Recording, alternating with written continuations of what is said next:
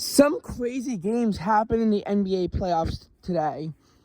And yes, by crazy games, I am referring to the game between the Sacramento Kings and the Golden State Warriors who play in San Francisco.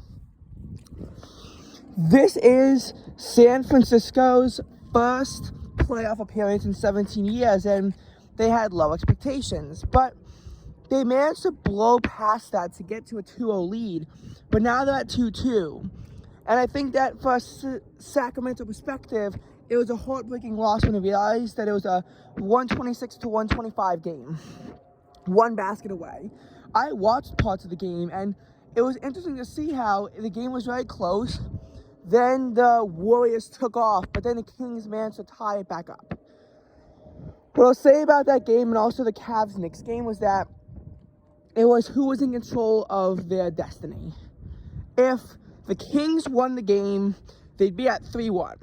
And all they really needed at that point was just win one more game before Golden State could win 3. That's a pretty reasonable task that you could expect out of someone. Now, though, with it being 2-2, yes, it does revert back to Sacramento for home. Then it goes back to Golden State, and then it goes back to Sacramento. So if all the home teams do win out, the Kings will win 4-3. At this point, though, I gotta say, I do think the Warriors are gonna get it done. I do think that the Warriors can get 2 wins before the Kings can. And I'm not sure how much I can trust the Sacramento Kings to get past this round. It would be sad if they do, especially considering that a Western Conference seed lower than 4 hasn't moved on in the past couple of years. It'd also be interesting to see 1-4 play up against 2-6, although honestly, I think the Lakers are going to beat the Grizzlies anyway, so that's not even really relevant anymore. And no, the NBA does not reseed, and I was an idiot in all my older videos where I said it did. Makes my life suck more, though.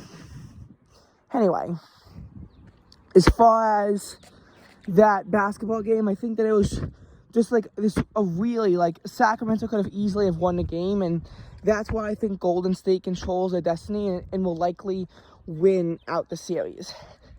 That's what I think.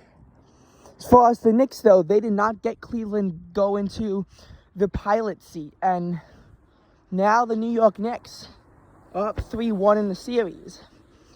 So again, all they need is one more win to win the series against the Cavaliers. I mean, 2 nights ago, they held the Cavs to under 80 points. The first basketball game all year in which the team was held under 80 points. Now they won again. I do think the Knicks will be making it out of the series alive. That's what I think. Please, I swear to God, don't let the Knicks into the conference championships without the 76ers. I'm going to be so mad if the 76ers don't get into conference championships and the Knicks do. The Knicks don't deserve to be in the conference championships, you know that? Oh, God. Now, the New York Knicks on the pilot seat, I think that what a lot of people were saying was that the Cleveland Cavaliers would be favored if they could win this game, but they couldn't. So, at this point, the Knicks are up 3-1. With the Golden State versus Sacramento being at 2-2, I could see the series going the full distance. I could see the series going all the way out to 7. I don't see that happening in a lot of series, but in this particular series, I could see this one going the full distance. I could really see it. There was also some important games that happened last night. Clippers Suns. The Phoenix Suns won the game. Now they're at 3-1. They won 112-100. While I was bowling, I was able to see parts of the game, and I was able to see when they won the game. This is an important game for the Clippers. I'm telling you. The Clippers needed to win this game. Now they're in this position where they need to win 3 games before Phoenix wins 1. I don't really see that happening. I'm going to be honest, I just don't. There was also the Miami Heat game where they completely embarrassed the Milwaukee Bucks. I used to be happy about that. Now I'm not, now that I know the truth on how NBA seeding actually works. So the Miami Heat winning isn't actually going to help the Philadelphia 76ers.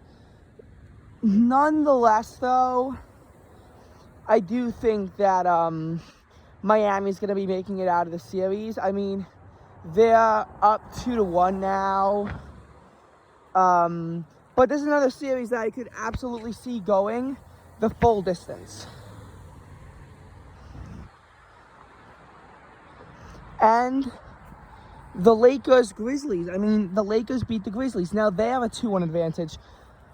I know the series is going to work. I predict the Lakers to win on this one 4-2, but really anything is possible. Oh, and by the way, as far as the Islanders game against the Carolina Hurricanes, they lost 5-2. They're now in a 3-1 hole that they need to get themselves out of. So, I don't have that much hope for the Islanders. I'm not really rooting for the Islanders anyway. Islanders fans are very annoying. The Islanders are a very aggressive team. I mean, really, there's no reason to root for the Islanders.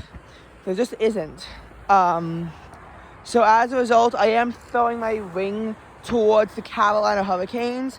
I trust that they'll be able to win the series, and I hope that they can win the series, because please do not let the Islanders into the second round. I will be sad if you do.